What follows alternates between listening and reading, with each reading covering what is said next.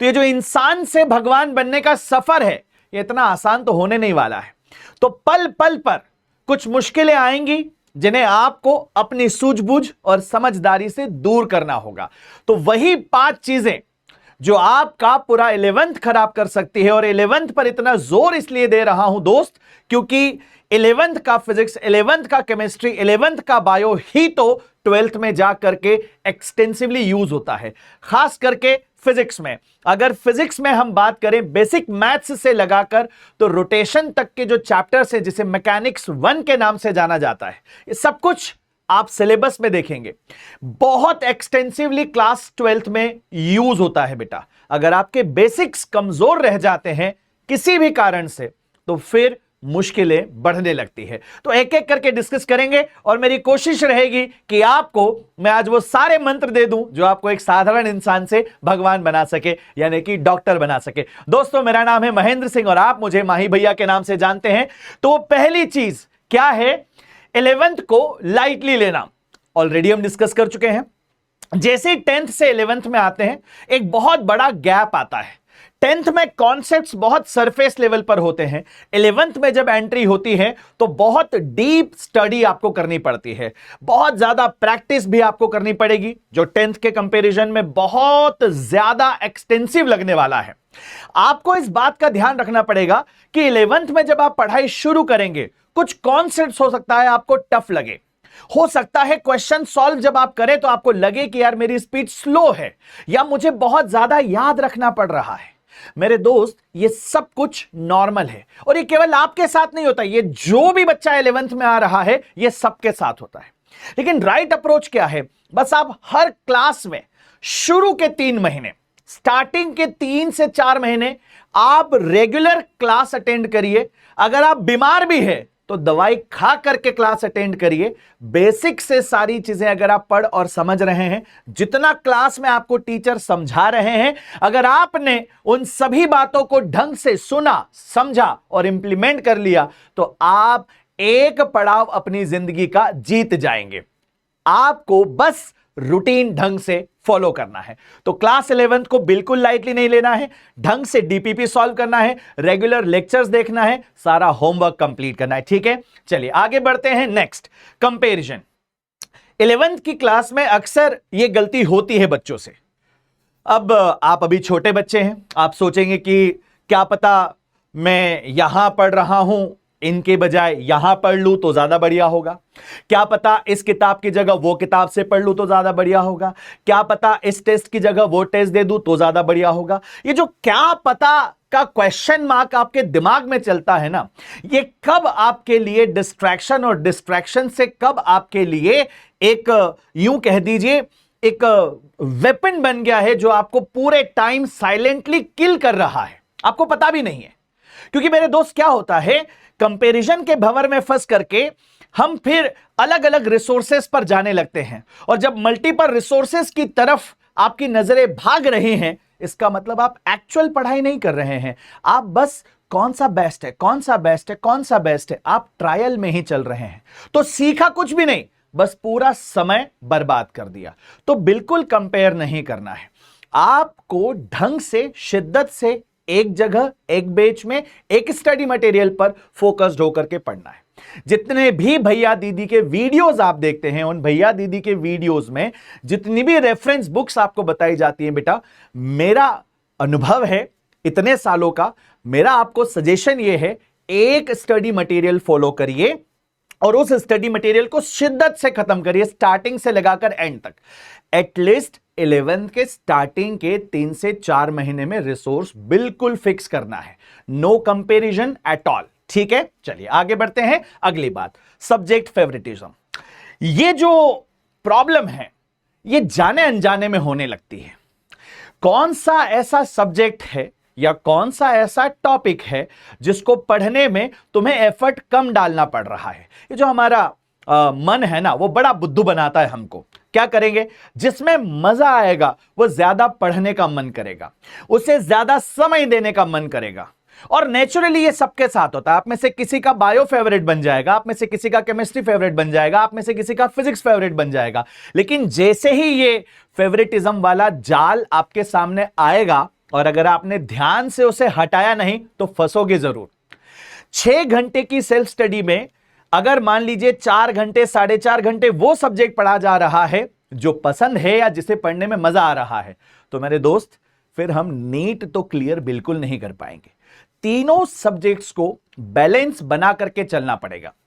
Balance से मेरा मतलब यह नहीं है कि 3 सब्जेक्ट अगर आपके पास है, फिजिक्स, केमिस्ट्री एंड बायो, तो मान लीजिए यहां पर फिजिक्स है, ये केमिस्ट्री है और ये बायो है, तो 6 घंटे में से 2 घंटे फिजिक्स, 2 घंटे केमिस्ट्री और 2 घंटे बायो। ऐसा नहीं करना। क्या है, आप में से अगर किसी भी बच्चे को फिजिक्स अगर टफ लगती है तो फिजिक्स को आपको देना है बेटा ज्यादा समय।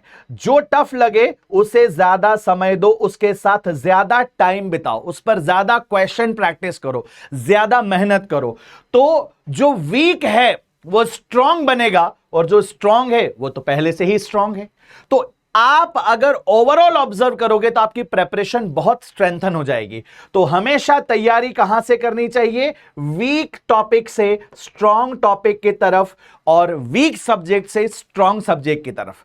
क्योंकि प्रेपरेशन में क्या होता है ना बेटा, हमेशा टाइम कम पड़ता है। प्रिपरेशन में अगर आप एक बात देखोगे तो टाइम हमेशा बच्चों को क्या पड़ता है? कम। सर मैंने तैयारी तो शुरू करी, 3 दिन के बाद मेरा टेस्ट होने वाला था, मैंने सब पढ़ना शुरू किया, लेकिन लास्ट मिनट पर समय कम पड़ा और मैं अच्छे से प्रिपेयर नहीं कर पाया। तो दोस्त अगर आप वीक से शुरू करके स्ट्रांग की तरफ आगे बढ़ते तो समय कम पड़ने पर जो छूटेगा वो छूटेगा जो कि स्ट्रांग है। तो फायदे वाली चीज है ना। तो ये बात बहुत ढंग से गांठ बांध लो कि जो वीक सब्जेक्ट है उसे ज्यादा समय दोगे।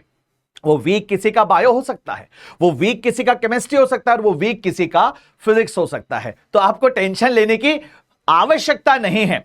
वैसे जब आप फिजिक्स पढ़ेंगे तो हम बिल्कुल जीरो से, बेसिक से शुरू करेंगे, एक एक बात को डिस्कस करते हुए।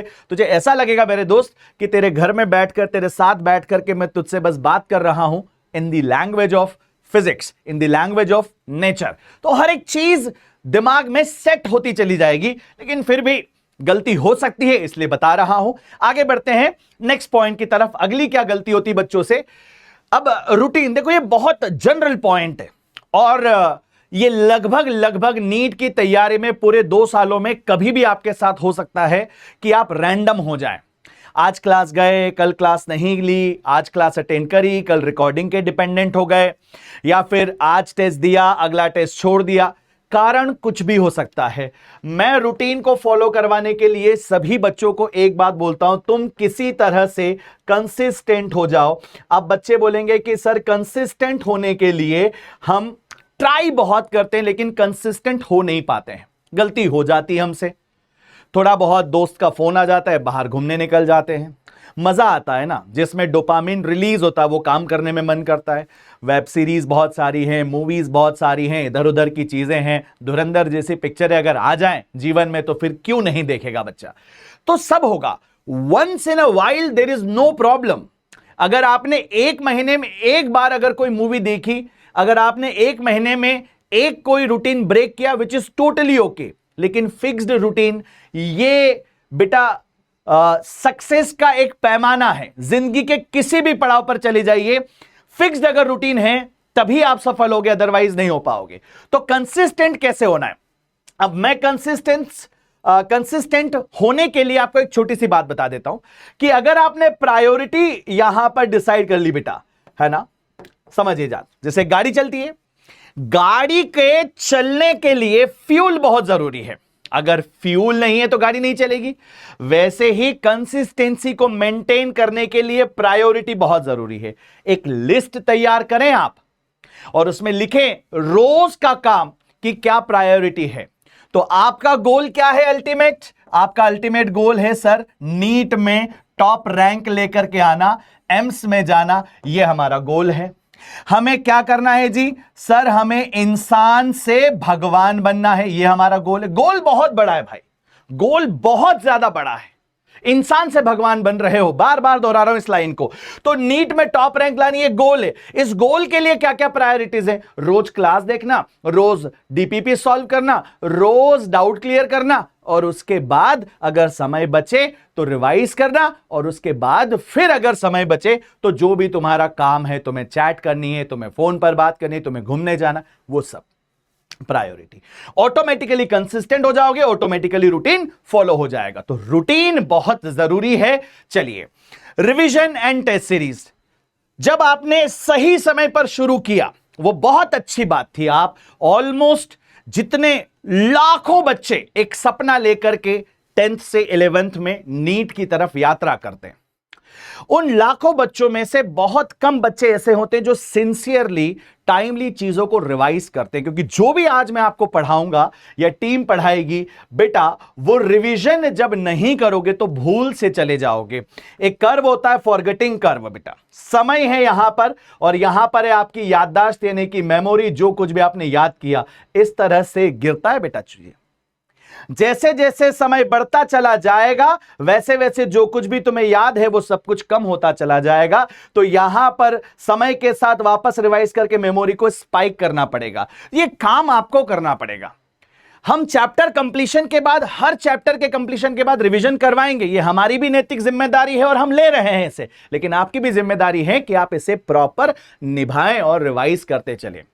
11th अगर मेरे दोस्त तूने ठीक से कर लिया ना तो नीट में सिलेक्शन पक्का मान के चल। क्योंकि 11th के कॉन्सेप्ट्स, वो जो बेसिक्स हैं वही क्लास 12th में यूज होंगे। 11th जिन बच्चों का स्ट्रांग रहा है वो 110% टॉप रैंक के साथ नीट को क्रैक करते हैं। ये मैंने ऑब्जर्व किया है, ये मैंने देखा है। अपने जितने भी रैंकर स्टूडेंट्स हैं उनसे मैं बात करता हूं, यही ऑब्जर्वेशन मेरी रही है।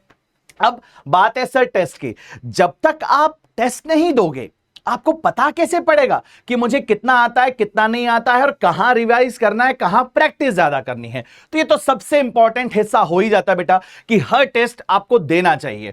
तो बात बहुत सिंपल सी करी हम लोगों ने। ये जो 5 मिस्टेक्स आज हम डिस्कस कर रहे हैं ये शायद आपको पहले से पता थी, ऐसी कोई बहुत नई सी बात मैंने नहीं बता दी।